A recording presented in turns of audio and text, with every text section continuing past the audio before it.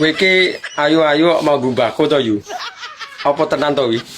Tenan, mosok kowe ra ngandel to. Dilalae mbakone grewol. Lak yo apek. Takoni wong-wong sing tau karo aku lho. Apa kurang gawean? Mending ya tekok sing duwe langsung to. Lah kuwi wingi ndek cerita iki. Enak ceritane to tibake. Mumpung aku nganggur iki, tak rungokne. Lah aku kan bar dintup to ya. Hati-hati lho nek dintup. Engko ntupe keri bahaya. Isuk wi aku bar ngentup. Lah sorene wi aku ape dintup wong liya ngono lho. Lah kok ngalahne parkirane? Padha antri. Lah ceritane wong jenenge lumrahe wong ya sadurunge ngentup kan ya pemanasan to ya. Lah iya to, ben seru lho. Ya aku dimik sik ngono. Aja bahas mik to. Marai haus aku. Dimik iki surup-surup ngono suwange dibedep ngene.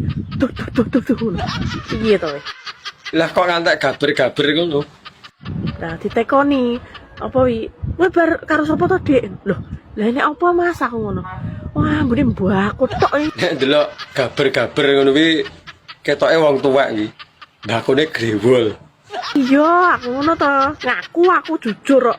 Walah, tuwek bareng ya doyan to tibake.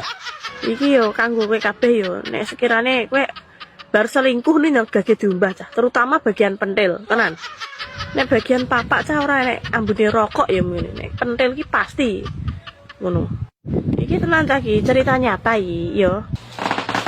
Kalau rungokno pentele kon ngumbah.